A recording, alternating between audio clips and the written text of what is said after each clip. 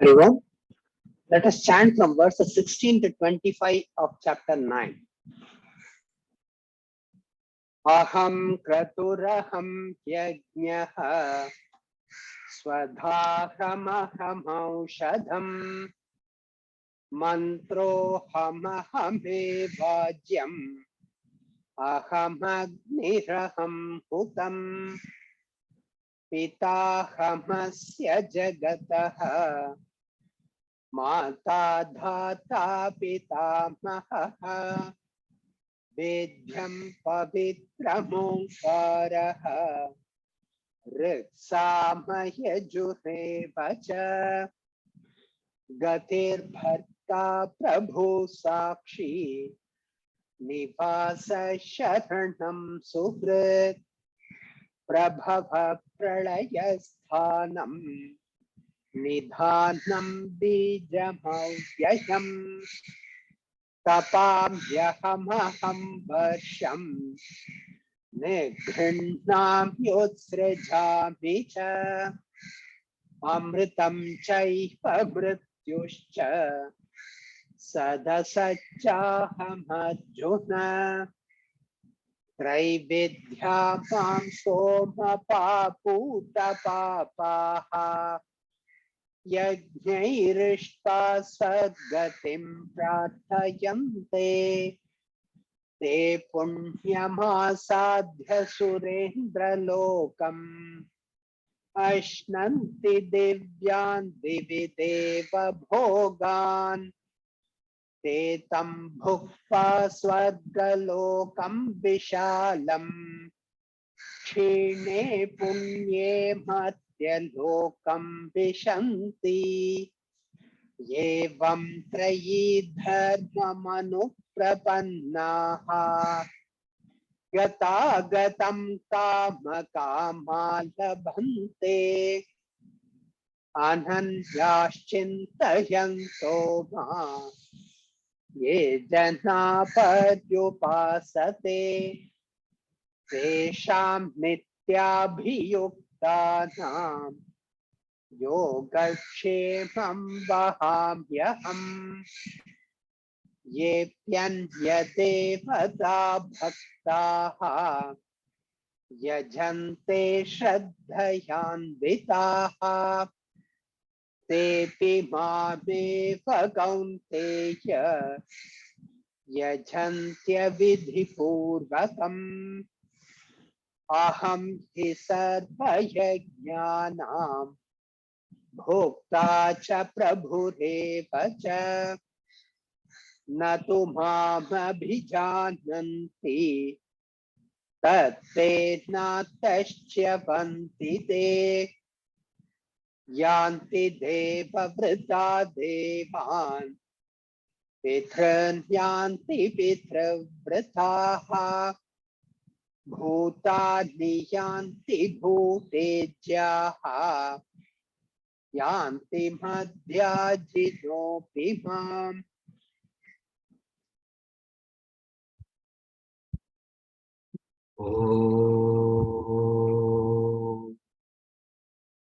Om Sahana Bhavatu Sahanau Bhunaktu Sahaviryankaravavahe Tejasvinavaditamastu Mavitvishavare Om Shanti Shanti Shanti.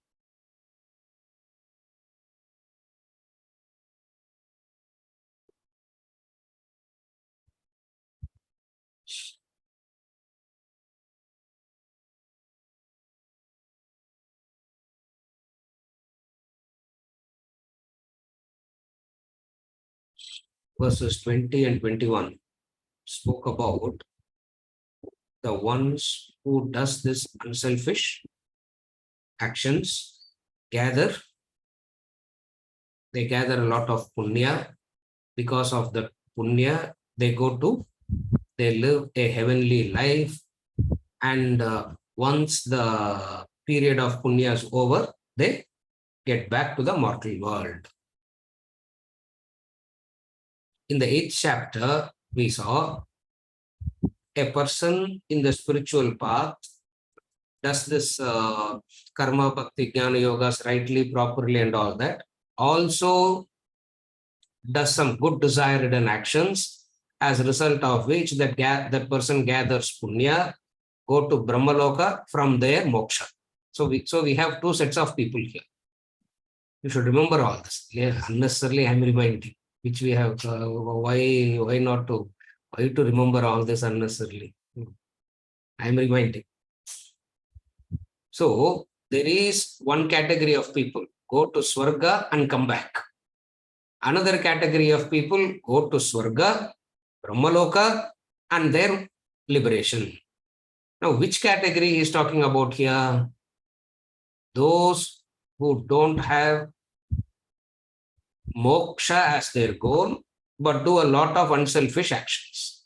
What happens to them? They gather punya. They gather this punya. Effect is punya. The cause is good desire done actions, unselfish actions.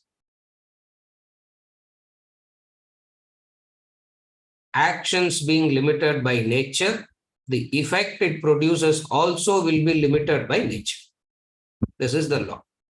Since actions are limited by nature, an action that is limited by nature cannot produce unlimited effect, result. The intensity of the action determines the intensity of the result. More unselfish, more punya. Less unselfish, less punya. Selfish, naraka. That is, we have all this we have said. Selfish, naraka. More unselfish, punya. Now what happens is, what is he talking about here? He is not talking about the person who does this unselfish actions combined with spiritual practices. He is talking about a person who is simply doing unselfish actions. For those unselfish actions, by the law, a result comes. What is that result? That result is what is called as punya. So he said in the verse that we are studying, 21, these people go to Swargaloka, and once the punya is exhausted, they come back. Please understand this. For a person who is in Naraka, first he has to get out and come to Swarga and then come. He cannot from Naraka, moksha will not come directly. You can keep talking about moksha, but you will be in Naraka only more and more. Why? Because growth happens in stages. You can't jump. So for a person who is selfish in nature, what that person got to do? Got to become unselfish. As you are becoming unselfish, to make sure that the journey is not long and you can reach moksha, along with the unselfish actions, do Shravana and Manana. Because minus the Shravana and Manana, whatever spiritual activities you do, it doesn't take you to, it becomes only an unselfish actions. It only gathers you punya. This distinction ought to be very clearly understood. So,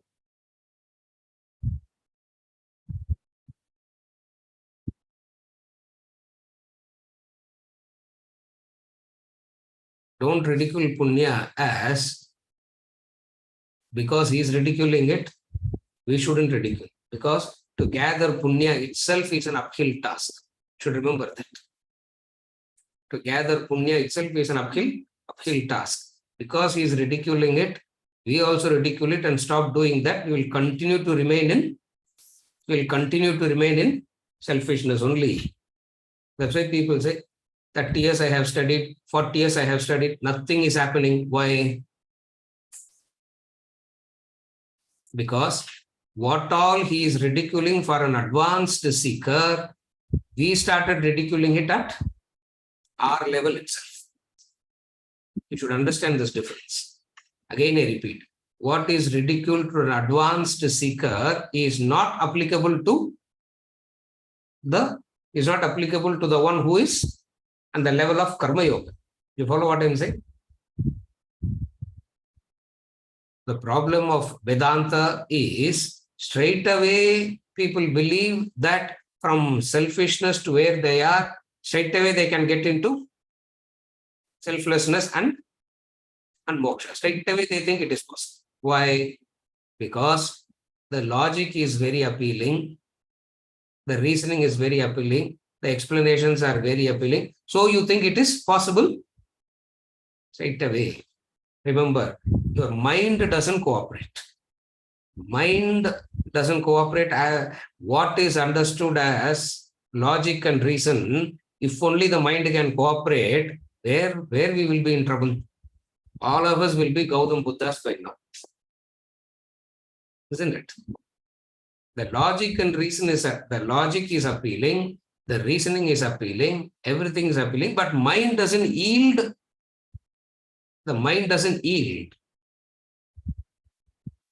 It takes that much difficulty for the mind to, it takes that much time for the mind to yield. It means you need to do a lot of practices. Those practices, if not guided properly by the Shastras, will result simply in Punya Karma. That's the caution here. Remember that. When you want to become a better person, you got to do some practices. When these practices are not guided by the Shastras, instead of growth, what it will lead you to? It will help you to gather Punya. And once you have gathered Punya, remember this. Gathering of Punya is not a reduction of ego. Gathering Punya is not reduction of desires. This has to be clearly understood.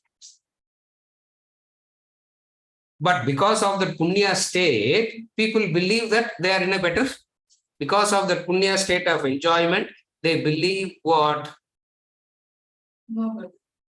They believe that they don't have ego, they don't have desires, everything is good around them. It's just enjoying the benefits of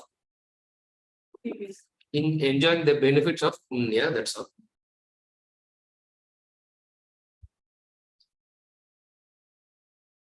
Even this example I was giving to one of the girls that I was talking to yesterday after the morning class, I was telling her,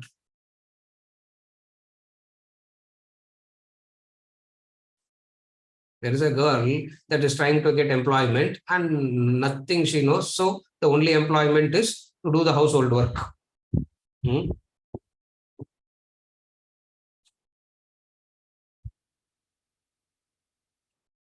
If you are not careful, in a matter of some time, the roles will be reversed. I told her the roles will be reversed if you are not careful. What is the role? You will become that very soon. Maybe not in this Janma. You will become that very soon. Why? Because you are enjoying the Punya Karma now. Are you able to follow?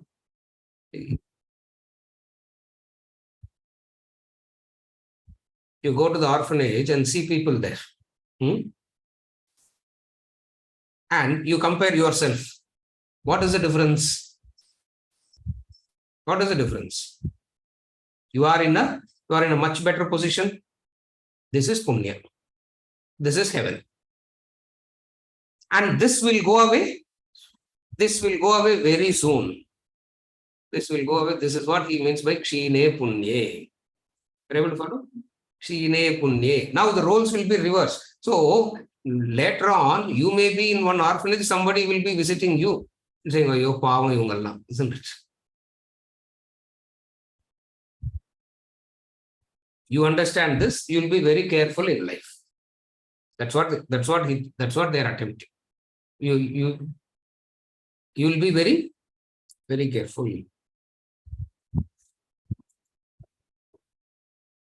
Gata Gatam. 21. Gata Gatam. Gatasona Gatasoscha. Same verse, same word. Gata, gata, gatam. Verse number 21 that we are currently studying. He used the same word when he introduced. The same word, gata, gatam, is what he started by. Isn't it? Gatasuna gatasuscha anushocanti panditaha ashocharan vashocastvam pragyavadam shabashase. Gatasuna gatasuscha. This word gata, gatam. Gata, agata. Coming, going, coming, going, coming, going. That's what it means. Gatam, gatam. Huh? Isn't it? Shankar, correct or sonana? Okay. Gatam, gatam. Talaivar says that, isn't it? Subramanian. Who is Talaivar? That's correct or solta. Talaivar means head. Resaji. Talaivar means head. And who's that head? Who's that head? There is one movie actor called Rajnikant. He is called Talaivar. And all Upanishadic Mahavakyas he will use as punch dialogues. He says, Gatam, Gatam. He will say. That is what he says. Gata, Gatam. Gatam, Agatam.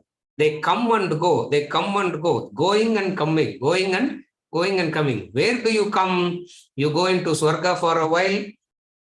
You relax in Swarga. Come back. Do something. Naraka. You suffer in Naraka for a while. Make a lot of effort. Do some good activities. How about that good activities itself is so relaxing. You go to Swarga. Stay there for a while. Isn't it?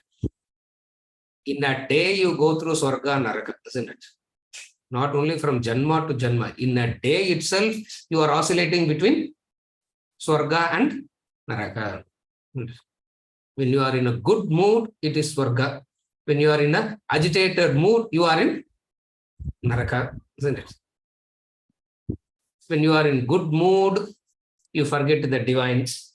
When you are in a bad mood, you are so craving to get out of that mood, and you are ready to do anything to get out of that mood. And that very thing that you want to do to get out of that bad mood itself keeps you in Naraka a lot. Because the law is functioning. No, there is the law. There is the law that is functioning. Are you able to follow? So what Krishna is saying here, these unselfish people, they are all very good. Compared to the selfish people, these unselfish people are very good. No doubt about it. Arjuna, don't be satisfied with just barely being good. Being good is a stepping stone. Being good is not the end. Being good is a means. Being good is not the end. Ultimately, like people say this, no. Ultimately, what is the purpose of life, sir? We should be a good person, no? We should be a good person. And now, as long as we are here, we should keep helping a few people. That is not the purpose of life. That is the means to the end. What is Krishna objecting here? He's saying if you take it as an end, he's explaining what happens. If you take this as an end in itself, what happens? You will gather punya. You will go to. You will be in heaven for a while, and then what happens? Kshine punye. This reflection helps you to be aware of this. This reflection helps you to be aware of this. And what is reflection? Again, we have to go back to Mundaka Upanishad only. Pariksha lokan karma chitan brahmano. The wise one does this pariksha. The wise one does this examination. What is examination? What is the benefit of the various lokas that comes out of action? He does this examination. This is called manana. Pariksha lokan karma chitan brahmano. We have said this any number of times. Mundokopanishad, chapter 1, section 2, mantra 10. Isn't it? Pariksha Lokan Karmachitan. Karmachitan means what is gained through action. What is action and what is gained through action. By this constant examination of what is action and what is gained through action, the wise one gets over. The wise one transcends. What is action? Things in you. What is action? Desire, vasana. Correct? What is desire? Vasana, action. That's all. And what is it aimed at? Fulfilling. What is it aimed at? Next verse. He's going to talk about that. Desire is aimed at what? You don't have it. Because of you not having it, you are in misery. And if you have it, you will be happy. This is desire. What is desire? You don't have it. Because of you not having it, you are in misery. Now, because of you not having it, you are in misery. What is the solution? Have it. Where is the problem? Very simple, sir. Why Krishna is unnecessarily complicating? You are in misery because you don't have what you like. And what is the way to happiness? Since you are not, since you are unhappy because not having it, what is the way now? Have it. All actions are aimed towards this. There is no action that is different from this. All actions. When we say all actions means all actions.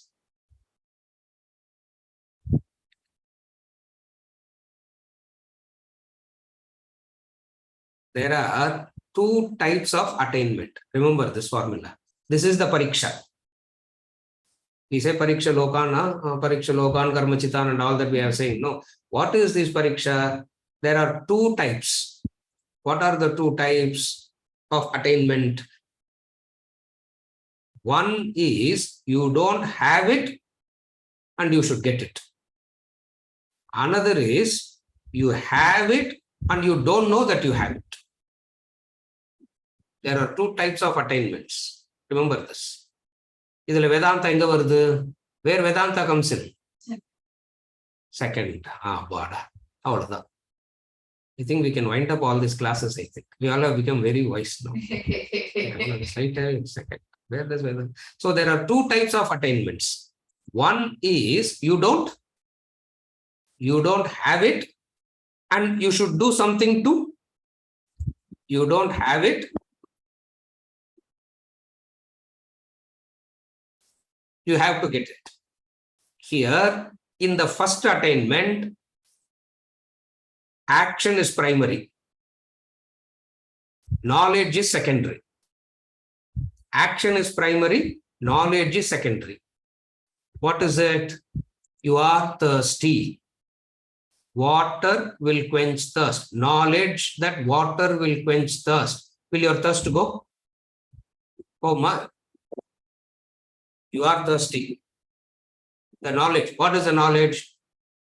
Water will quench thirst. Does this knowledge that water will quench thirst takes away your thirst?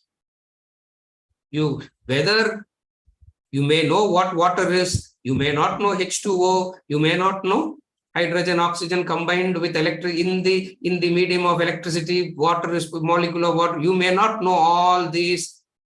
All that you got to do is what? Drink water.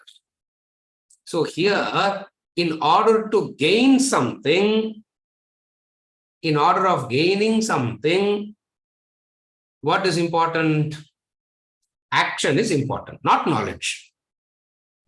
That is one kind of gain. There is another kind of attainment. There's another kind of attainment. Another kind of attainment is Swakanda Varnavat. Like the lady found the necklace. Like the lady found the necklace. Gain of something that you have, but you don't know you have it. Here the roles are reversed. Here, no action can do it, knowledge can do it.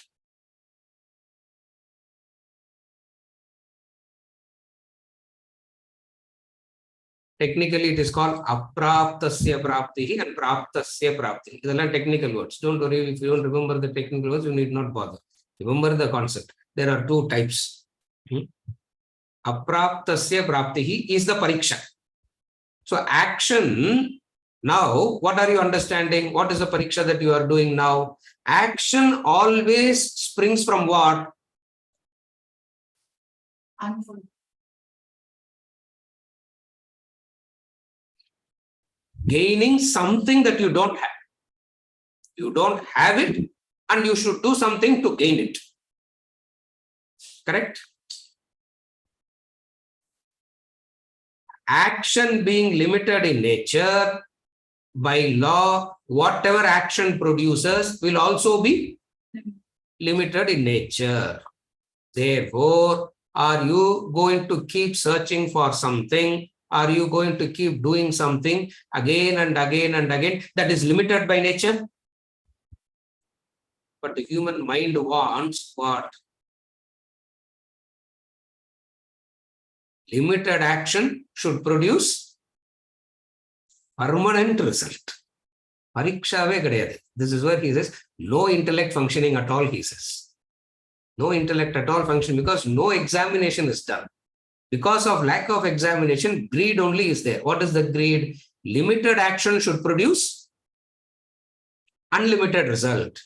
Finite action should produce infinite result.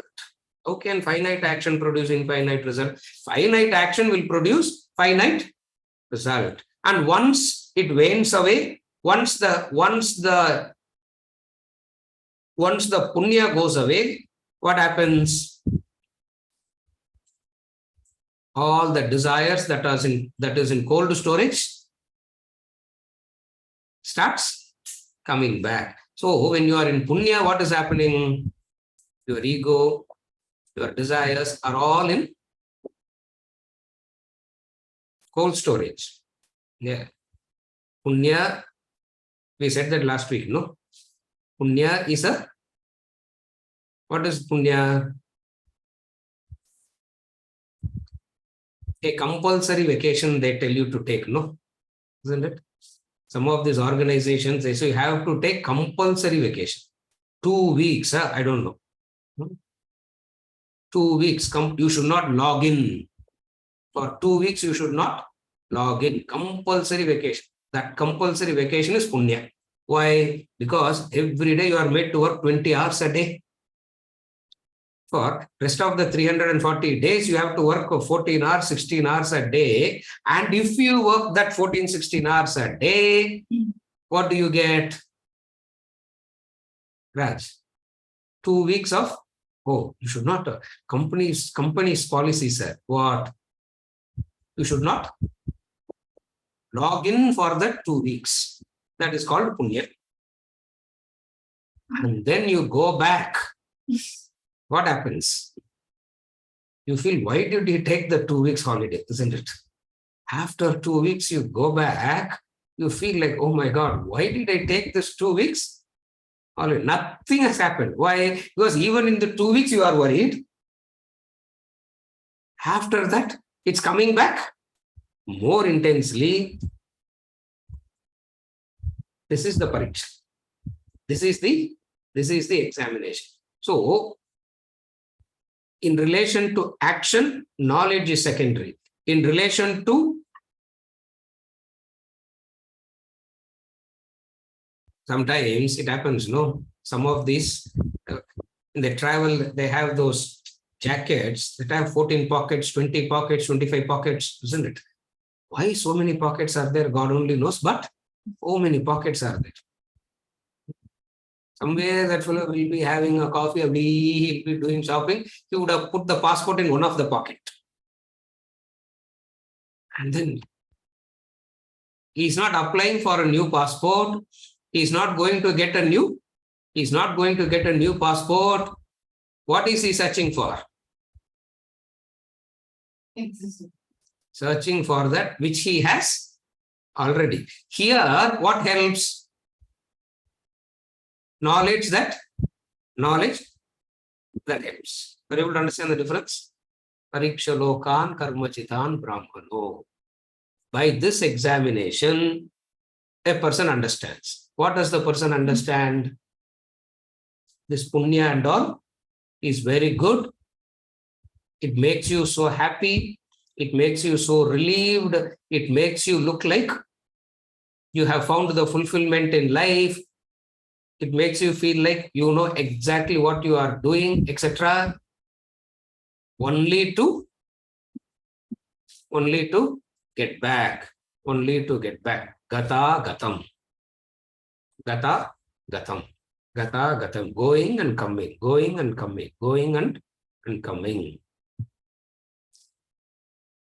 From selfishness, come into unselfishness. And when you are coming into unselfishness, use unselfishness as a means to an end and not as an end in itself. You have to come into unselfishness. You cannot escape unselfishness. This is karma yoga. You cannot escape. You have to be in that for a while. You cannot escape.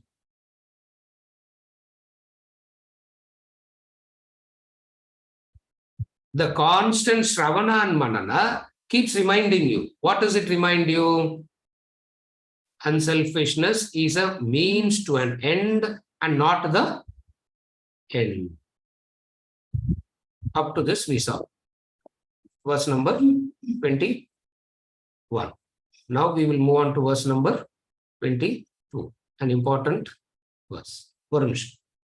Yes. ஏன்னா சொர்க்கத்துக்கும் புண்ணியம் இருக்கு, பிரம்மலோகத்துக்கும் புண்ணியம் இருக்கு. அதுக்கு ஏதாவது வித்தியாசம் இருக்கு?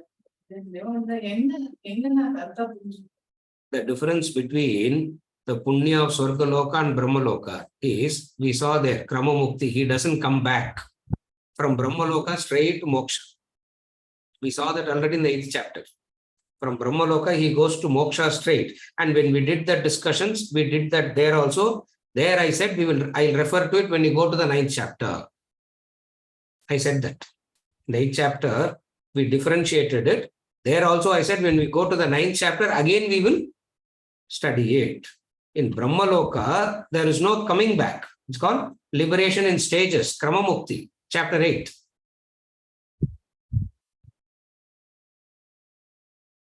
But the vision of Krishna is what? The vision of Vedanta is what? Krama Mukti you will get stuck into because sometimes you forget. Sometimes you forget that it is the means to an end and you get stuck to it as the end in itself. For that, you will be in Brahmaloka for a while. For Mumukshu, Brahmaloka itself is, why wait another 6 months extra? Are you able to follow? That is the difference. From Swargaloka, you will come back. From Brahmaloka, there is no coming back. Brahmaloka is Krama Mukti. Here we are talking about Jivan Mukti. Are you able to understand all these differences? We should be able to, these are all very basic concepts we should be aware of.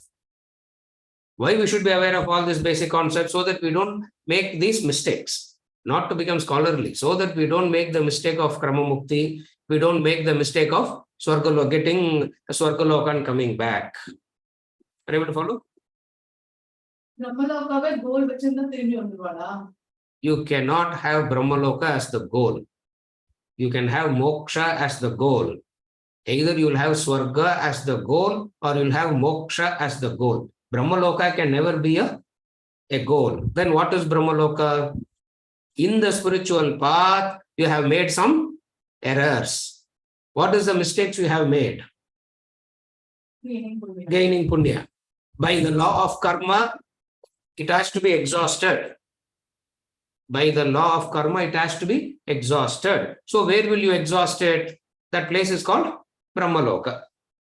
Because of the spiritual path and everything is done, from there you attain moksha, Kramamukti.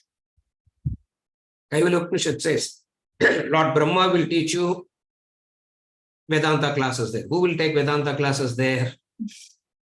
Kaivalya Upanishad says that. Te Brahma Lokeshu Parantakale Paramrita Parimuchyanti Sarve. We have studied that. Kaivalya Upanishad, we have studied.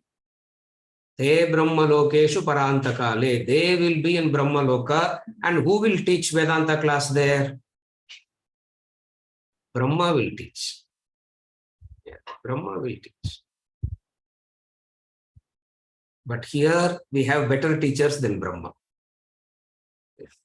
Here we have better teachers than Brahma. Why? Because we have Krishna teaching here, not Brahma teaching. You able to follow? Brahma Loka, our professor, he will teach you. Okay, understand the difference like this. Sunday class and Krishna teaching. Yeah. Sunday class na Brahman vachikalam, isn't it? Krishna teaching.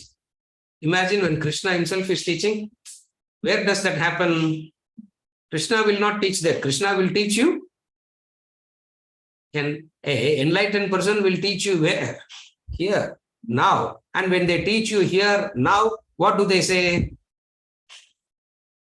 Understand the sequences and don't get stuck. Don't get stuck anywhere and keep going. Keep going. Are you able to follow? You understood? This is verse number 21.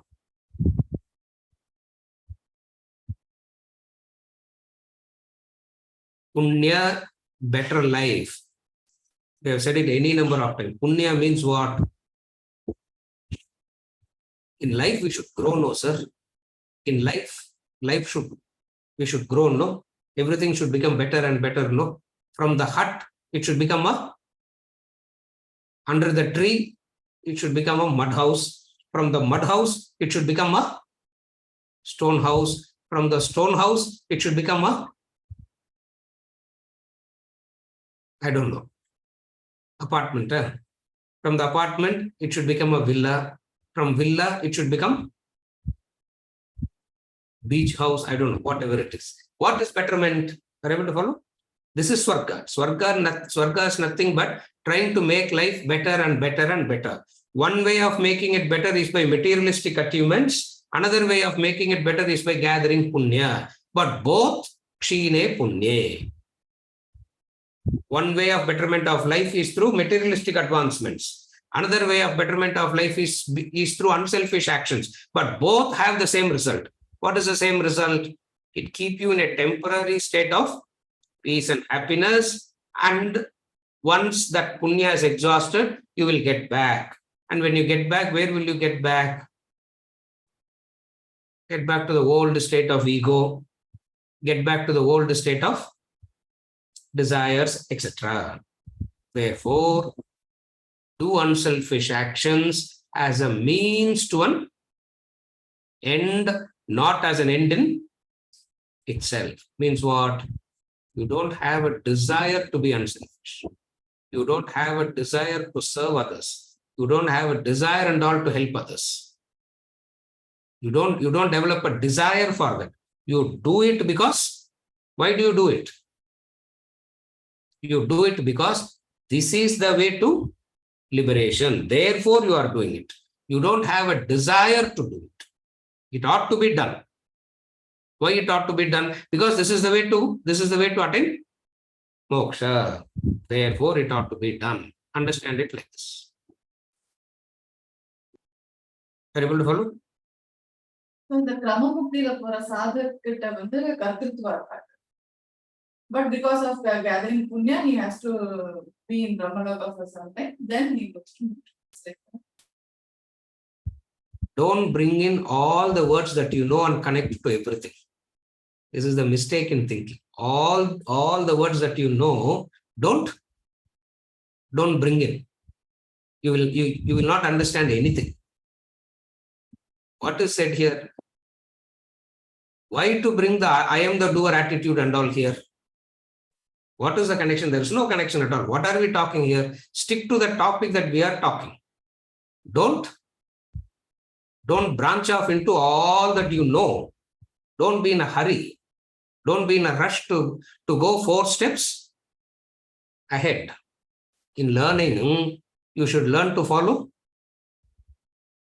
In learning, what you should learn? To follow 1 step behind. If you run, this fellow would have taken a left and you will be still running in the wrong direction. Are you able to follow? There's absolutely no need to bring in kartrutva and all here. What are we talking here? You do an action, that action has an effect. What is that effect? Punya. And what happens to that punya? Diminish and you will come back. Restrict to that. Are you able to follow? Unnecessarily kartrutva, and then you will say, Maya, where do we stop? Will the person in Brahmaloka understand it as Maya? You can ask that question also, no? Are you able to follow? Where do you stop? Thinking gets very confused. Stick to that. Stick to what is being told. Are you able to follow?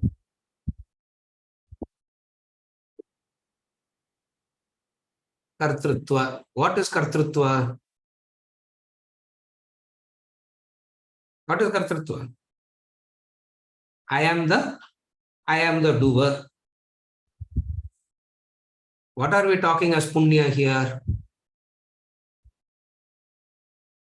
Are you able to follow? What are we talking as punya here? A mental state. A mental state of peace and happiness. In that mental state of peace and happiness, what happens? He will be peaceful, happy. Whether the ego will be there, ego will not be there, he will be in the waking state, he will be in the dream state. You can go. Anything that is said, you can keep connecting it with everything. Are you able to follow? If you keep connecting like that, you will not understand anything. And it will become like, if you keep bringing in everything, it will start becoming like Friday evening group discussion. Everybody will be talking. Nobody will know what is happening. Vasanti. All that you know, you need not bring. What is told to the topic, stick to that topic. All that you know, you need not connect. If you keep connecting it like this, what will happen? At some point of time, you will become a very good professor. And once you become a professor, what will happen? Raj. Once you become a professor. Yeah. Once you become a professor, what will happen?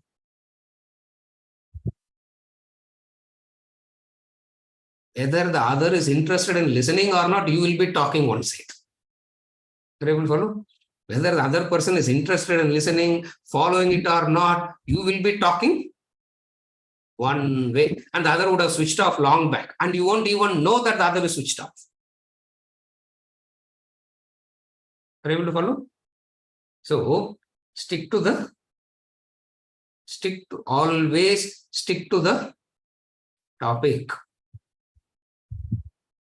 In reflection, you sit and do all by yourself, and you should try and connect all these things by yourself.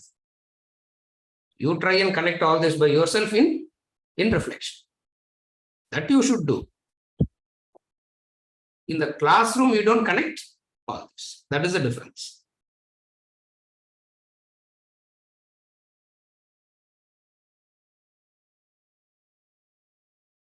Shrikant. இந்த மாதிரி கிளாஸ்ல தான் கோவமெல்லாம் பேச முடியும். After the class என்றால் I will be shivering. ஏன்னா கேள்வி கேட்டது பெட்டர் ஹாஃப் கேட்குறாங்க. So I can show off only in the class. I will put off like I am a brave person and all. After the class and all, nothing happens. Correct then? Is it okay? Yeah. Shankar. What is Shankar asking? SRL Shankar. He has posted. Oh, but post what is he posting? In learning, one step behind. See, one step behind means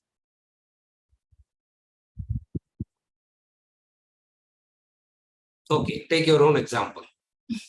Shankar, take your own example. You have been studying for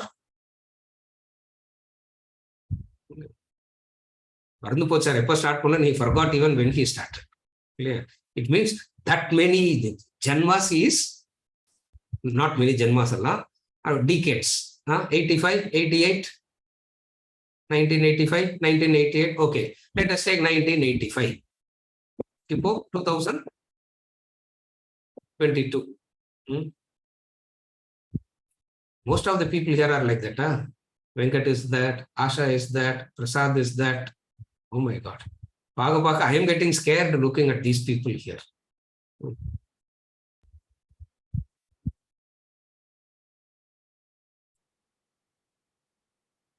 How many things of this that you don't know, that you are hearing newly? About 99% of it is known already. You can't say I don't know. It's known already. Then what will happen if then what will happen? The mind will start jumping. Instead of following what is said, the mind will start jumping. Why? Because this you know already. So in learning means in a classroom, what you should do? How much ever you know, you have to assume what? How much ever you know, you have to assume you don't know. And you should learn to listen as though this punya, you are hearing it for the first time, and you should not remember anything else while listening. That is called right listening. Are you able to follow? As you are listening, if you are remembering so many things, what is happening? You will neither listen anything here, nor you will know how to reflect properly. Are you able to follow? So what is listening means? You believe that you know it already. So many times it is repeated, and speed of repetition, like very slow repetition, isn't it? After a period of time, you don't know whether the class 2x speed it doesn't take. Yeah. I know people, sir. I listen to you in 3x, sir. You are very slow. I said, what to do? My thinking is so slow. What do I do? So my speech is also very slow because my thinking is that so 3x means then only I realize that you can. I don't know what they are listening. How can they? So many times it is repeated. You believe in what? You know it, and the mind in a hurry wants to connect too many things, which is what I said. Always be one step back. Be one step back. This is called right listening. The first step of learning is right listening. Every word becomes a trigger and you will be gone elsewhere. Word triggers. Something the word triggers, and what you will go elsewhere. You will be following that and not here. 20 minutes you will be lost. 21st minute you will come back to the class. And you know what the mind does? It will make a perfect connection between that and this. Even though 20 minutes is lost in between, the mind will make a perfect connection. It's not a perfect connection. Mind simply connects to unconnected things, and then it says, I understood also. You follow what I'm saying? I understood also. Why? Because the word triggers certain reactions, the word triggers certain thoughts, and the mind starts following those, and the mind starts following that.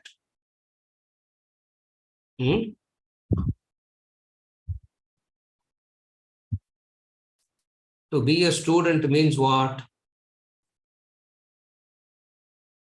To be a student means what?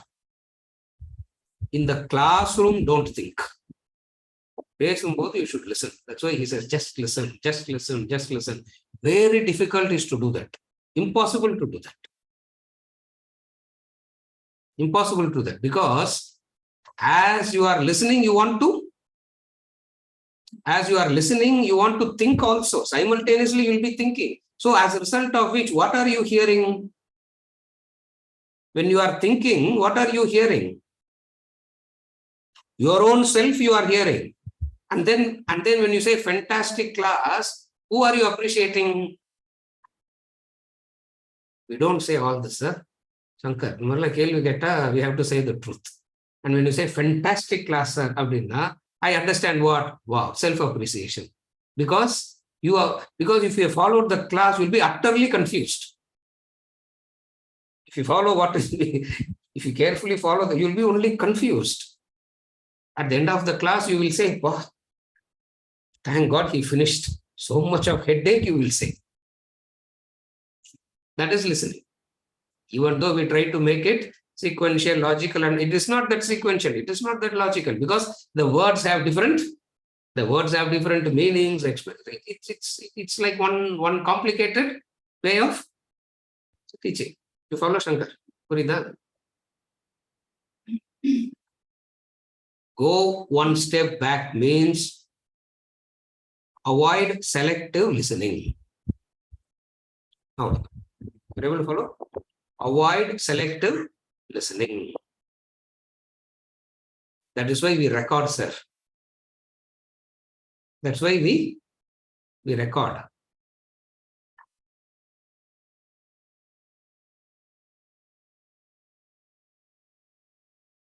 Whether you like it or not, the truth.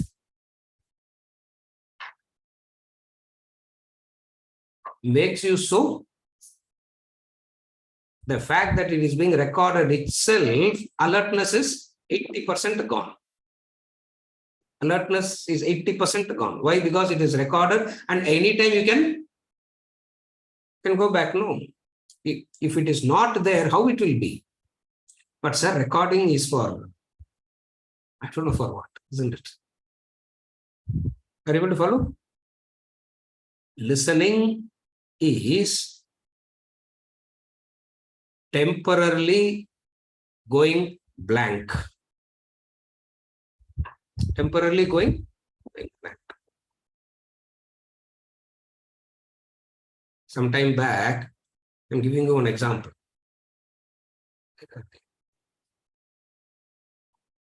We had one informal session long back. We had one informal session here. Something he said, and fortunately it wasn't recorded.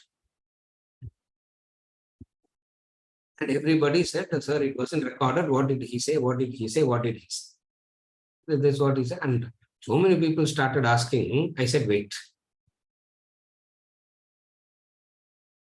Who knows? Manohar, I think 3-4 was there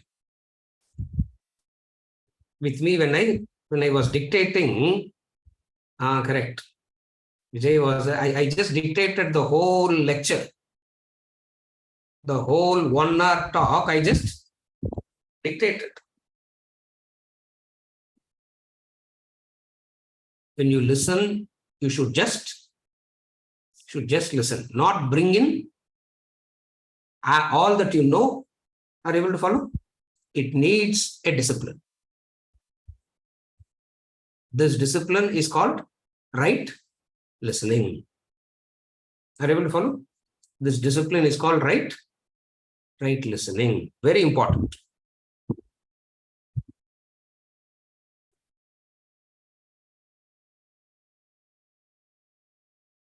Shankar, is it okay? What is right listening?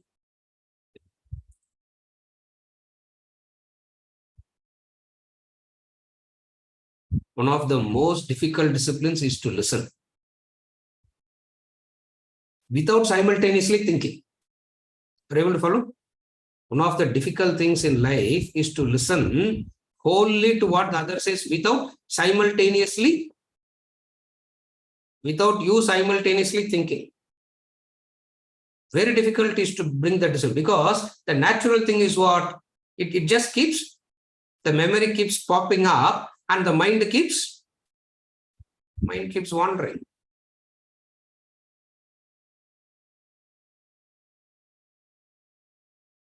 To be a Shishya means to listen rightly. And listening rightly means what is said, you can clarify. What is not said, you should not bring it in and clarify. Are you able to follow? What is said, you can clarify. What is not said should be clarified. When?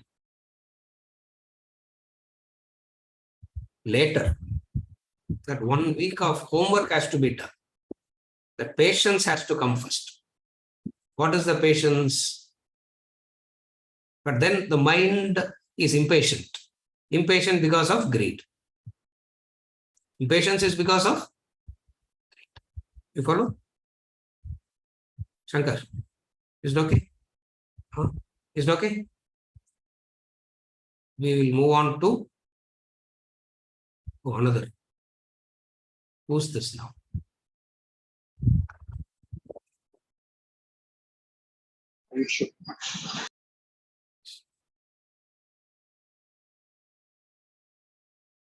When we listen to Loka Sangraha, we must remember Sakama Bhakti. Please elaborate. Loka Sangraha means wishing the welfare of the world. Wishing the welfare of the world. Wishing the welfare of the world means acting also. It is implied there. Wishing the welfare, it means acting for the welfare also. It is implied in that. So when you wish the welfare of the world,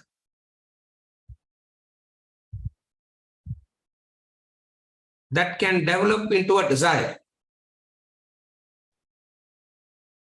So even when you go and pray to God, you will start asking fulfillment for your desire. When you go to God, you will want to fulfill your desire. So what is the desire that you will want to fulfill now? Loka Sangraha. Everybody should be happy. Everybody should be happy. You don't have to remind God. Because anyway God does. Loka Sangraha is to shift your attention from yourself to the other. When you are working for Loka Sangraha, what is the intention there? The intention is not benefit of the world. The intention is what? The intention is to shift the thinking out of yourself. But again, what will happen? The Loka Sangraha itself can become another desire, and you can start praying to God for Loka Sangraha also. You follow what I am saying? That's why it's called Sakama Bhakti. Sakama Bhakti means devoted to God for a desire. Bhakti means remembrance, devotion. Kama means desire. Sakama means remembering God for a desire. Remembering God for the fulfillment of a desire. And whatever be that desire. At least I can go to God and ask for moksha, no sir. At least I can pray to God and say, give me moksha, no. No. You should pray to God for what? You should pray to God not to give moksha, because He will tell you, am I keeping you in bondage for you to come and ask me, give me moksha? Because I am not keeping you in bondage. No, you come and ask me moksha, what can I do? Because I am not keeping you in bondage.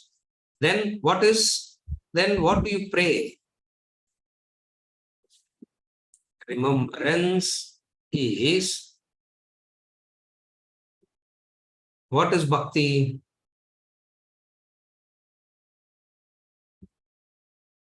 What is bhakti? Okay, what is opposite of bhakti? Opposite of bhakti is kartrutva. Opposite of bhakti is I am the doer. Opposite of bhakti is I am the doer. What is bhakti? What is bhakti?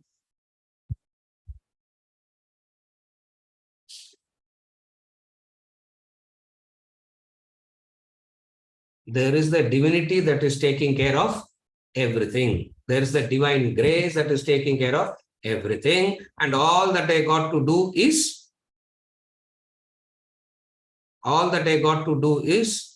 I have a specific role, I have a specific function. That specific role and specific function should be done dedicatedly, sincerely. That's all.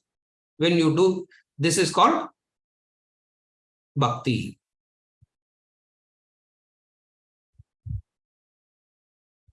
The shift from I am the doer to I am an instrument.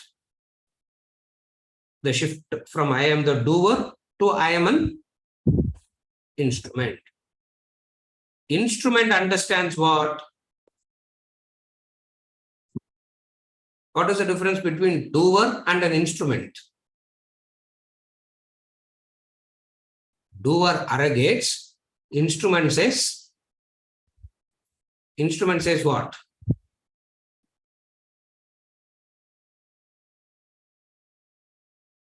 What does the knife say? Imagine the knife talking. What will the knife say? What will the knife say?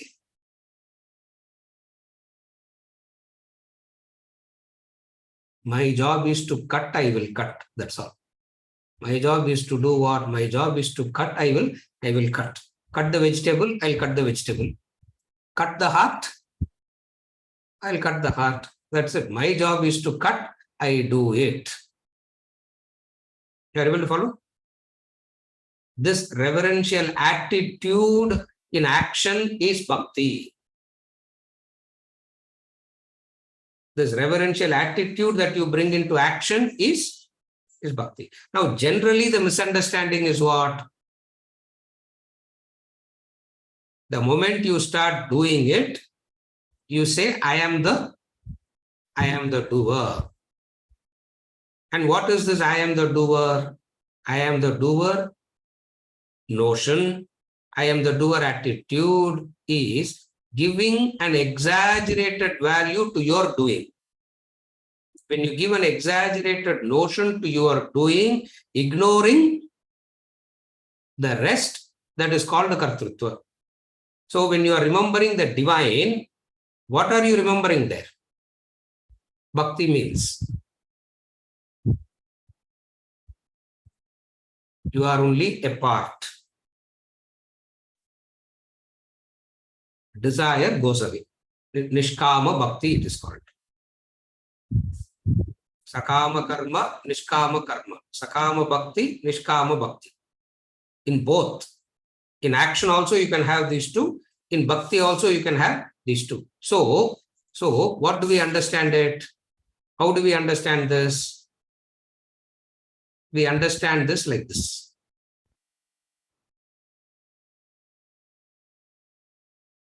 You need not, remembering God is not asking God. Remembering God means thanking God. That's why it's called gratitude. Remembering the parents means being thankful to the parent. Correct? When you say, I remember, you don't remember the name, fame, photograph, face and all that. No. Isn't it? When you say, I remember, you are not remembering the name. You are not remembering the fame. You are not remembering the face, the photograph. When you say remembrance, what are you remembering?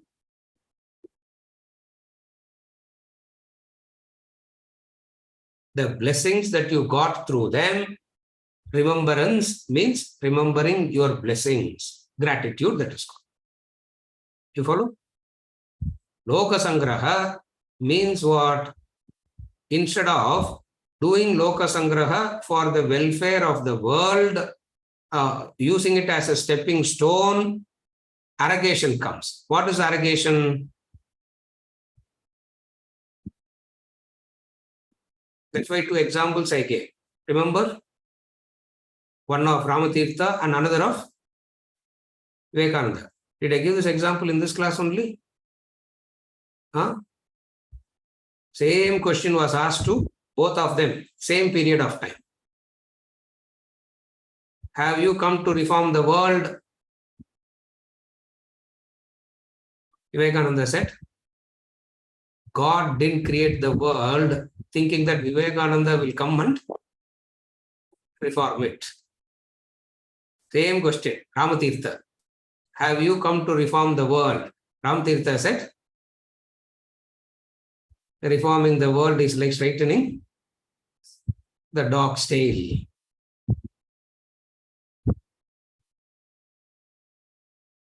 I am doing my duty, that's all. I have not come to reform anybody because I understand reformation is individual effort. I am not here to reform. I am doing my job. What is my job? I keep speaking the truths. I keep talking the truths of life. I keep speaking the truths of life. Are you able to understand the difference now? This is the knowledge. What is the knowledge? When you do an action, remember, the starting point of action is flawed. The result of the action is also flawed, howsoever beneficial it is. Again, howsoever beneficial it is, the end of the action is also flawed. Why? Because gata gatam, going and coming, going and coming, going and coming. So the result of the action is also flawed. Because action being limited in nature cannot give unlimited result. That which is the product of action will stop as soon as you stop acting. Product of action reduces as soon as you stop acting. Therefore, the pariksha, what is he doing here when he's talking about Swarga and all that? He's not making us superstitious to understand there is Swarga, Naraka and all that. Swarga and Naraka is the classic Vedantic way of examining action. Again, I repeat, the classic Vedantic way of examining action is through this terms Swarga and Naraka.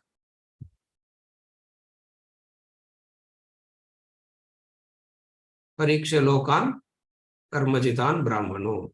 Mundakopanishad talks about it. What is he saying here? Shine Punye. Shine Punye means technically the effect starts reducing. Why? Because in the state of Punya, why it reduces? Why it reduces? In the state of Punya, you start relaxing and not doing the right things. That's why it reduces. When you are in the state of Punya, you will start relaxing. Why? Because everything is so good around you. Everything is there around you. Why do you have to do anything now? You start relaxing. The moment you start relaxing, what happens? The moment you start relaxing, the punya starts reducing. Then what is the right way? Irrespective of where you are, you keep to the effort. You keep to the effort. You keep to the effort. Never do you stop the effort. Relax means stopping and saying, I'm fatigued, I am tired, I want a break. Relaxing here means what? I am fatigued, I am tired, I need a break. Here, when we say kshine punye, punya reduces when the corresponding actions that generate punya stops. The cause has stopped, the effect starts reducing. In punya, by default, you will stop acting. Why? You cannot be motivated to act in punya. By default, you will stop. Why you will stop in punya? By default, you will stop. Why? Because you are in a blessed state.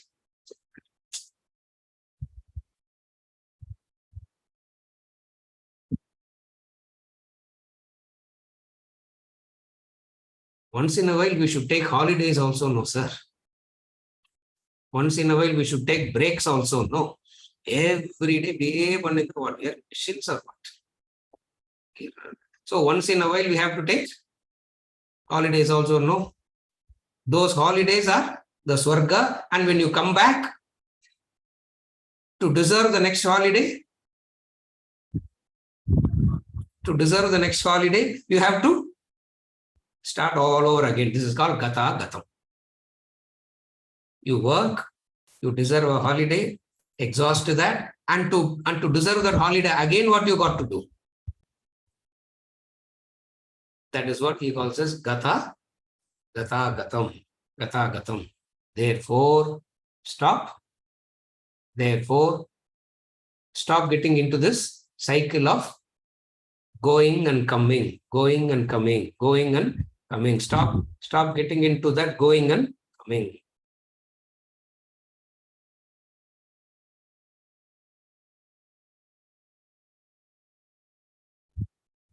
Swargaloka is a temporary holiday from samsara. Remember that. What is Swarga? Swarga is a temporary holiday from samsara. That's why we call it as a holiday, because you go there only to return ticket, isn't it? When you go with the return ticket, no.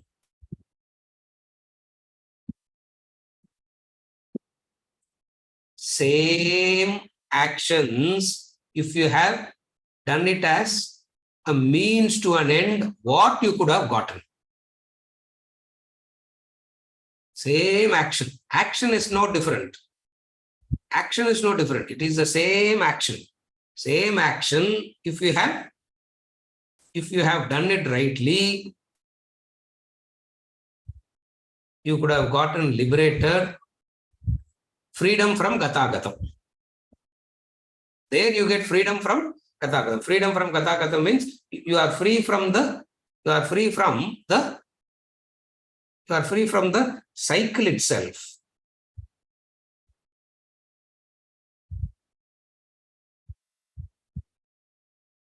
If you do that which you ought to be, if you do unselfish actions, that unselfish actions has a result, because action will produce a result. Now carefully follow. This is where you got to understand.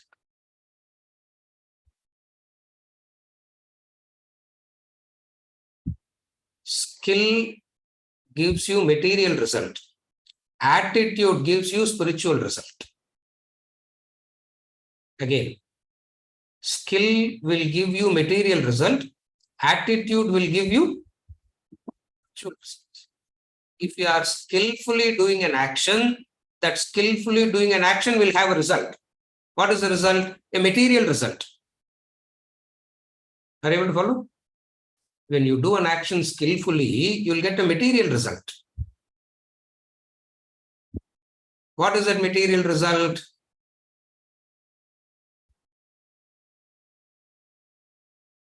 You can skillfully plan a robbery and you will not get caught at all, isn't it? You can skillfully plan a robbery and you can rob and you will not get caught at all. Skillfully you have done it, you get the result. Another kind of result. What is another kind of result? Another kind of result is the mental result, the spiritual result. That is the punya and papa. Attitude determines the mental result, not the skill. The skill determines the material result. Attitude determines the mental state. Skillfully you do actions in the world and you gather all the material comforts. Because of the attitude behind it is not right. In the comforts, you will be sitting agitated. Are you able to follow? Because of you having done actions skillfully, you will get the material comforts, material benefits, material comforts. Amongst those material comforts, you will be sitting in agitations. What is Swarga now? You will be having the comforts and temporarily you are free from the agitations. The comforts are there and you are not mentally agitated, so that you are enjoying the comforts for a while. This is called Swarga.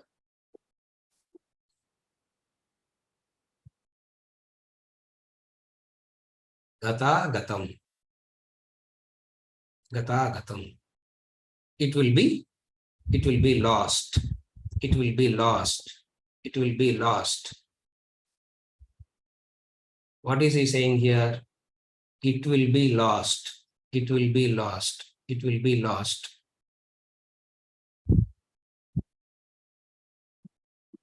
You need penetrating capacity to understand the loss before you acquire it.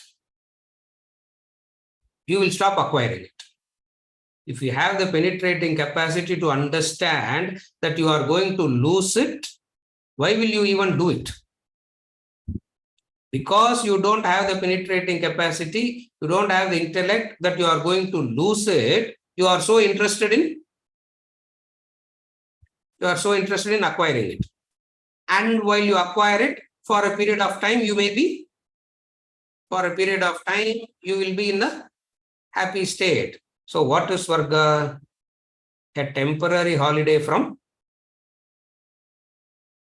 samsara. That's what Swarga is. It means what? All the agitations are waiting to get back. You are not free from it. Then what does it do? Do everything. Make sure that your attitude is right. What is attitude? It is a means to an end, not the end in itself. It's a means to an end, not the end in itself. It's a means to an end and not the end in itself. In this way, you will not be going through the giant wheel. You know the giant wheel, no? They keep going, isn't it? One time up, one time down. One time up, one time down.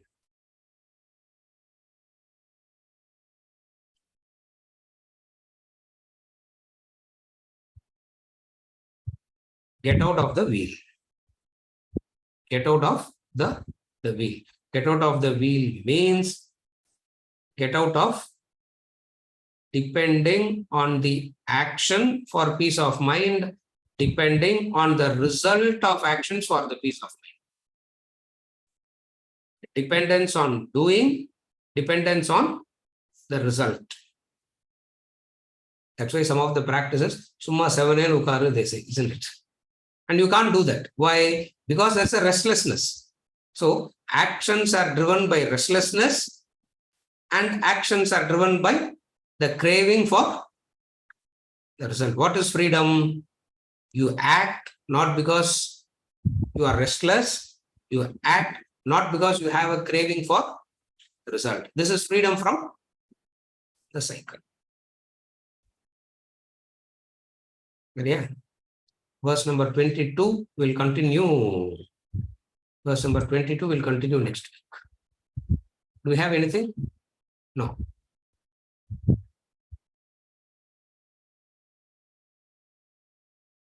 Yeah. With this, we conclude for today and we continue next week. So there is a question. Allah has posted Oh, there is a question. by Nala. There is a question. Is the work of the self-styled religious groups killing people in the name of God done with desire instead of focusing on the divinity? Are they doing with the doership rather than instrumentship? It's very obvious, no? The question is, killing someone in the name of God, is it doership or instrumentship?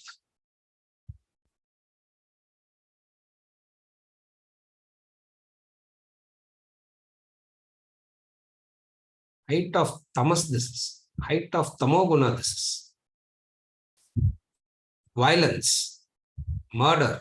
How can this be an instrument?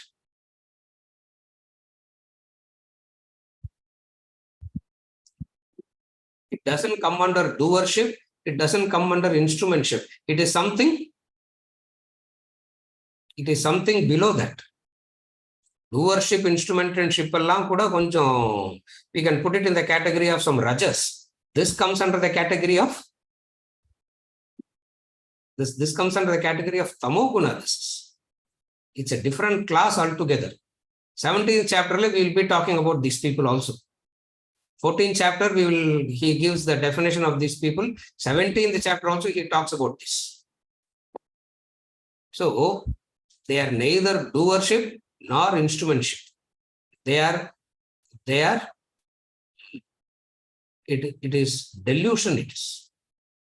It is deluded to kill to kill itself is delusory. And how can you kill in the name of? How can you kill in the name of God?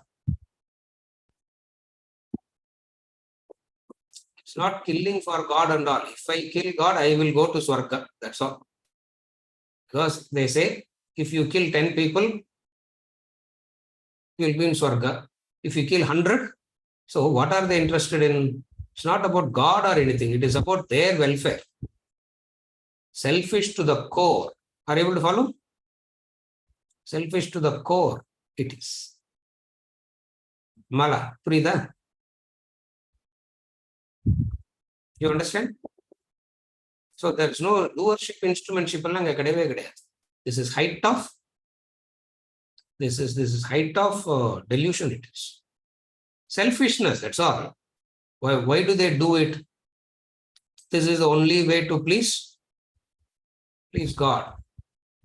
What is the way to please God?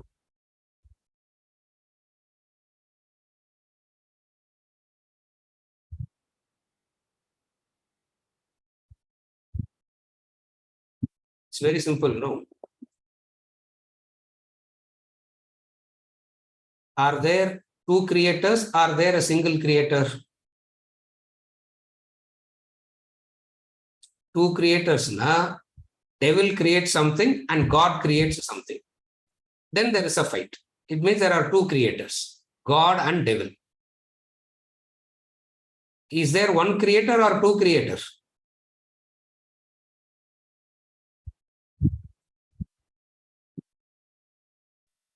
There's only one God. That's it. So, if you understand God is a creator, all are worshipping that God only. It doesn't matter in which form they worship. But then if there are two creators, what are the two creators? One is God and another is devil. So all these people are created by devil, and all those who are created by devil has to be killed.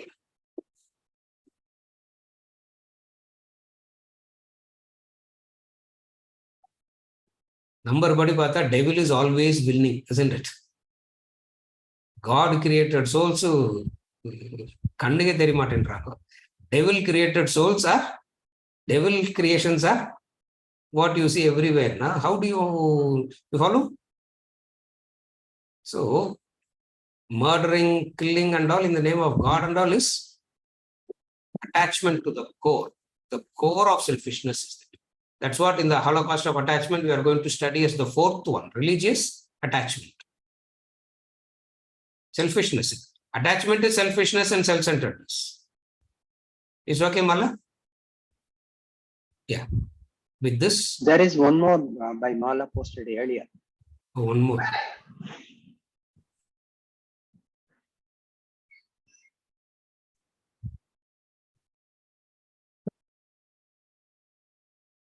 If desire should be null while helping another, will a jnani not feel happy or satisfied doing a good deed? An enlightened person, take it or leave it. An enlightened person doesn't have a good feeling of doing good and all. Because enlightened, what is enlightenment? We don't know what enlightenment is. That's why we are. Jnani means an enlightened one. What is enlightenment? I helped all those people in the dream, so I ensured that they stay put in the dream. I made sure that I made the dream a happy place, so that they will never wake up. Huh? What is the work of the jnani? The work of the jnani is what? To say, wake up. Wake up from the dream. Wake up from the dream. So, will he not feel happy or satisfied doing a good deed? Impossible to understand that state.